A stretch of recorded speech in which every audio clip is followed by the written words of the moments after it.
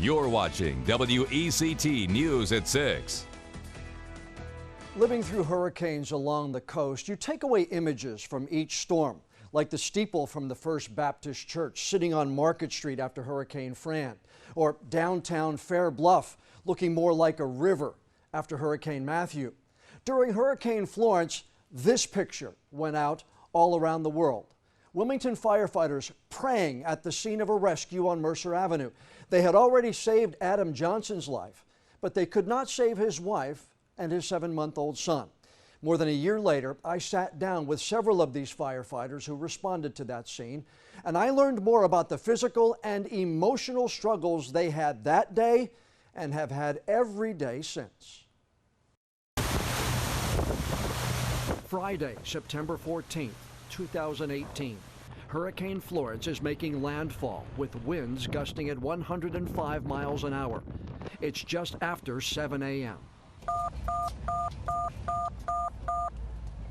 Attention Zone 3 Alpha, Engine 2, respond to 24 Mercer Avenue, 24 Mercer Avenue, cross street of Market and Wakefield. Reference entrapment, tree fell on the back of the house.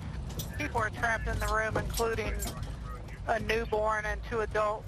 There's dispatches that you hear, and it sounds like there might be some substance to it, and then there's dispatches that you hear and you go, that house is on fire. There's no question by the way that came out. And the way this one was put out, I don't think there was any question in anybody's mind that there were people trapped in that house. That wasn't a, we'll go see what's going on. That was a, we got to get there.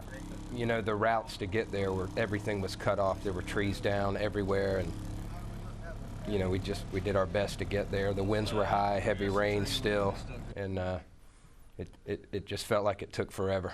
Minutes later, crews arrived. A massive tree, estimated later to weigh 80,000 pounds, had crushed part of the Johnson family's home. Firefighter Sal Delia is one of the 4 men who clawed their way inside the room, searching for Adam Johnson, his wife Leisha, and their 7-month-old son. He was pinned basically from his waist down. But, you know, we were asking him, you know, questions, you know, who was in the room with him, where are they? And, you know, he was telling us that his wife and baby were in there. And, you know, we just did our best to keep him calm while we worked. While the inside team worked to free the trapped father, crews outside tried to lift and stabilize the 40-ton tree being buffeted by hurricane-force winds. There was a few times we had to step back away from it because everything was shifting. We didn't want to injure ourselves because obviously if we injure one of ourselves, we just added to the problem, and we had a very big problem at that time. There was like 4 of us in there, and we were on top of each other trying to get out. You know, it was literally, you know, it's time to leave. Because it was, you know, that 80,000-pound tree, you know, inches from our head moving. The work went on for hours. Trucks brought in to lift the tree sank in the hurricane-soaked ground. Teams worked to find the inches needed to free Adam Johnson. A medical team arrived. Amputating Mr. Johnson's leg to free him became an option. And I'm just a little bit more pull, and he's coming, and sure enough, it was almost like that last minute. All right, one more time, and that's when his leg came out. 3.5 hours of exhausting work had saved Adam Johnson's life. Once we removed him, with just a little bit more digging, we saw her, and it was just immediately we knew that, you know, that she was deceased, and you know, that's kind of when we were able to slow down and, you know, really get a handle on everything.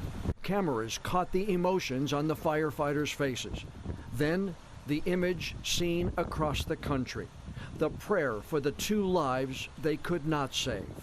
These men, already physically and mentally exhausted, vowed to finish the job they'd started. At that time, they still couldn't make access to the mother and the child.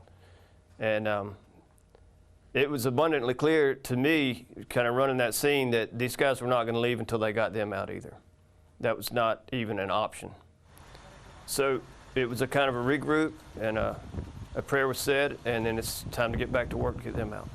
Were you going to leave before you got them out? Mm-mm.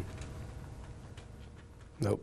That was going to be a little bit of closure to that scene for all of us, I think. We worked so hard, and everybody was coming out before we left that scene.